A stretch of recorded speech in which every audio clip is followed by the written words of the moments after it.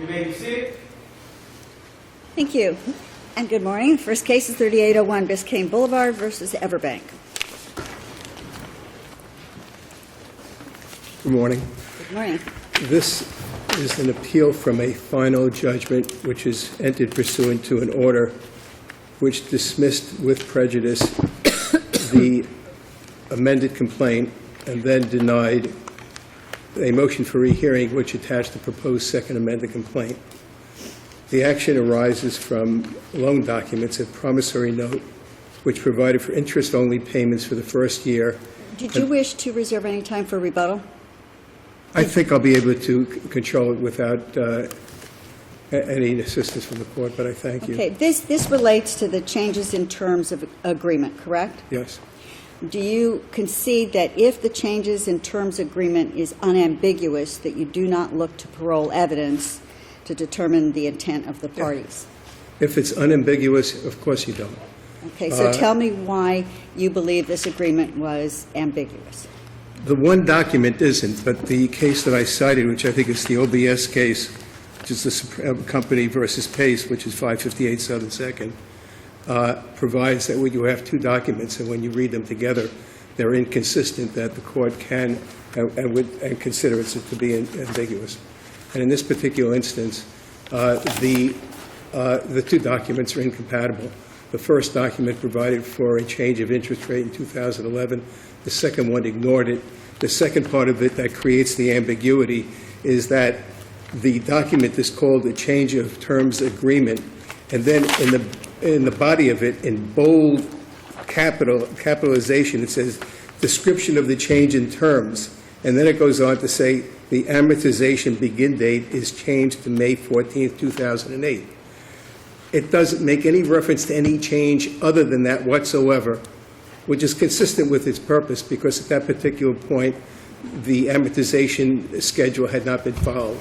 But right below the description and change of terms is the promise to pay, where it does just as boldly state that the interest is going to be 6.25% per annum. Cannot argue with Your Honor. That's why I believe it is ambiguous, is because if it was intended to be more than that, then the description of the change in terms would have gone beyond just merely stating what it did. That began as a second topic, and it certainly is inconsistent with the note itself. Apparently, the court's familiar with what the issue was, and the lower court dismissed the case with prejudice. The next issue. The trial court made a finding that it was unambiguous and therefore did not look to the parole evidence. Exactly. The next thing. This appeal is based upon our reading of the agreement, the change in terms agreement, to determine whether or not we agree with the trial court that it was unambiguous. That would be this first issue. The second issue is the fact that the plaintiff filed a proposed amended complaint, which would be for reformation. And then the only issue that was brought up as it related to that is that they didn't argue whether or not it was or was not an abuse of discretion not to permit the amendment, but rather stated that it was futile based upon the D'Ange doctrine. And they then cite this case out of the... I don't even think we get to the D'Ange doctrine if we determine that the change in terms agreement was unambiguous. If it was unambiguous, it would still be subject to reformation, because reformation would not be a question of ambiguity, be a question of whether or not there was mutual mistake, which you would have to prove by clear and convincing evidence. The complaint itself specifically states that this was a Scrivener's error, that the only intended change was supposed to be the amortization figure. That becomes a question of fact, which would be, we would have to prove it by clear and convincing evidence. But that's completely different than just the ambiguity and non-ambiguity, because even if it's unambiguous, if there's a mutual mistake, that those words were put in incorrect by mistake, would still be entitled to relief. That's the part where the court refused to grant that relief. And the second part of it was that opposing counsel takes the position, they cite this Magdaleno case, which is a trial court decision in the Eastern District of California, which states you cannot have reformation when you have the D'Ange doctrine. The D'Ange doctrine is one that provides that a successor in interest to the FDIC or the FDIC, you cannot raise anything by oral agreement. However, what they do omit is the Resolution Trust Corporation versus Midwest Federal, which is the Ninth Circuit. That's the appellate court of the California court. In that case, they specifically permitted reformation where there was a mistake. The criteria is clear and convincing evidence. But maybe I'm not understanding the doctrine well enough, but it's my understanding from reading the case law that doctrine prohibits the reformation based upon oral agreements. Correct. I don't think it speaks to written agreements or mistakes in the document itself, does it? The only issue about as to D'Ange and reformation and the case that I just cited is that you're permitted discovery. In other words, I was not permitted discovery to see if the bank records themselves may contain the writing that we're talking about. That's what we were precluded from doing. If we were permitted to amend and then went into discovery and did not find it, that's the end of the case. But we never got that far because we were prohibited from proceeding that far to that point. And that is basically our position. I could just elaborate and say the same thing over again, but I'll rest now and wait. Thank you very much. Thank you. Thank you.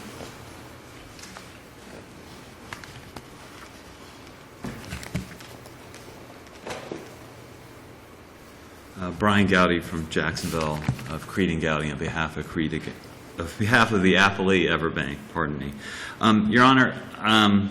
I think I want to address the OBS case that he talked about, and then that really segues into the Dench doctrine. In the OBS case, you're dealing with contemporaneous agreements. There's a construction contract. We have a general contract and a subcontract, and that can be happen in a loan situation too. You have multiple documents. And yes, that's the law. You have to read those documents consistent with one another. That's not the facts of this case. The loan documents were executed in 2005. This change in term agreements was 3 years later in 2008. So that case law that he's citing is just not applicable here. This is a subsequent agreement. This is not a contemporaneous agreement. And that's why this also segues nicely into the Dench doctrine. The Dench doctrine in the Ninth Circuit case that he cites makes it very clear that that in order to, I guess the way I like to just describe the Dench doctrine, it's almost like a super statute of frauds on steroids. You have to have an agreement that's in the bank's records. It can't just be a letter agreement. It just can't be something confirmed in writing. No side agreements. No side Or agreement. else successor banks would be running around trying to figure out what the actual agreement was. If there are these side agreements, they would never be protected, and their interests would always be subject to attack by either a side agreement in writing or orally, right? And most importantly, remember, this is something that flows through the FDIC. Taxpayers insure these banks. The FDIC wants to know what is going on in these banks. They're not going to insure banks that are making secret side agreements. And that protection of FDIC inures to the successor bank that takes over the interest. Absolutely, because they try to sell these loans once the first bank fails. And if you read the affidavit attached to the second amended complaint, it is a classic side secret agreement. And in the Ninth Circuit case that he cites, there was a contemporaneous agreement that was inconsistent with the agreement in question, and therefore the Ninth Circuit allowed the final agreement to be reformed. And final agreement is really not a correct term. Allowed one of the agreements to be reformed because there was a contemporaneous agreement that had a term that was missing in the final agreement. At any time during the pendency of this case, did the appellant ever allege that there was a separate writing that exists somewhere that would conflict with the change in terms agreement that was executed at the same time or subsequent to the change in terms agreement?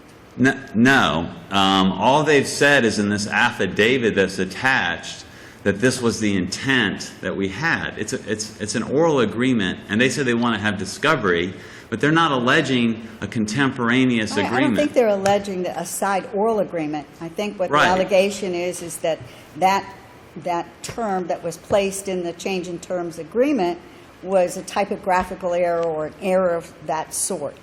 That it was never agreed to by the parties that there would actually Right. be the 6.25% interest. That accurately describes their allegations, and to the extent they're suggesting there may be something in the bank records, at most, they're suggesting, and I would cite the court to the First Union case that we cited from the 11th Circuit, where the party tried to rely on a letter and a sticky note, and the 11th Circuit says very clearly, with the Dench doctrine, you don't get to rely on even written parole evidence, because the requirements, again, I just want to run through them real quickly, not only must it be in writing, it must be executed by both the borrower and the failed bank contemporaneously to the loan agreement. They don't allege that. They'd have to allege something, another agreement contemporaneous to the change in terms agreement in 2008, and that they signed. They must know what they signed. They haven't alleged that. And in addition, it has to be approved by the failed bank's board. Actually, the change in terms agreement says that before it was signed, that it was read and understood, and that all the provisions were understood, and that they agreed to the terms. Precisely, Your Honor. And I think it is unambiguous, as the court, I think, the trial court found. And this isn't, to say this is just a Scrivener's error, I think mischaracterizes the change in terms agreement. We want to point the court to the payment plan provision. It lays out the exact amount that is due every month. Now, you can't do that with a variable interest rate. And the agreement also has, in a very conspicuous writing, the interest rate, 6.25%. Yes. Along with the principal amount that is due. Yes, Your Honor. And says precisely how much is due each month. And this is why these two doctrines sort of overlap. We, as a successor bank, buying this loan from the FDIC, when the FDIC comes in and a bank has failed, we have to be able to assess what is the value of this loan. And we look at this paper. It says X amount is going to be paid on each month from here until 2016. Now they're trying to change the agreement. Completely undermines the Dench doctrine. And I seem like the court's getting my points. I did want to quickly address something raised in the reply brief, sort of for the first time, which is understandable given that Dench came up in our answer brief. But they mentioned this thing about the participant bank, that there's a participant bank in the loan. We cited in footnote 5 on page 18 of our answer brief a case called Adams from Arizona that kind of addresses this novel argument. We have the loan. They make payments to us. The fact that we may have to pay somebody else is irrelevant. The participant lender can't sue them. They can't sue the participant lender. We're the legal title holder. And so whether that participant lender was failed or not doesn't matter. And the Adams case nicely explains that. In addition, I think they miscite in the reply brief to this Commerce Federal Savings Bank case from the Sixth Circuit when they say that the Dench doctrine only protects the specific assets of the bank. If you read the Motor City case from the 11th Circuit that we cited, they've made it clear that the Dench doctrine in 1823, the statute, while they are similar to one another, there are differences. Dench is a common law doctrine, and it protects more than the specific assets of the bank. It bars all these types of lawsuits, fraud, mutual mistake, all these things to get around the written agreement. That was the purpose of the doctrine to begin with. Right. So even though 1823 sometimes has been narrowly read to not apply when, for example, in the Commerce case, the borrower pays off the loan and then tries to say it's no longer an asset of the bank, the Dench doctrine has been applied more broadly. Motor City explains that. And it's very important. It's an important federal policy. Taxpayer money is at risk here. And when you deal with a bank, you need to make sure your agreement is in the official records of the bank, not just something in writing, the official records of the bank. Unless the court has any more questions, I'll sit down. Thank you. I don't take issue with what the Dench Doctrine provides and what the obligations are. Paragraph 22 of the proposed second amended complaint states under information and belief, the credit files of the Bank of Florida, EverBank, all of which are in EverBank's possession, will show the intention of the parties, will indicate EverBank's knowledge, etc. What we have been deprived of is the right to look at those documents to see whether or not there is or is not compliance with the Dench Doctrine. We can't possibly allege more than that, but we've been deprived of that opportunity, and that is what I'm looking for. If the matter is remanded and we have our discovery and there is nothing in the file, then we've had our day. But at the present time, we have not had that opportunity. It was dismissed at a very early stage, and that, I believe, was an abuse of discretion. Thank you. Thank you very much. Thank you. Thank you.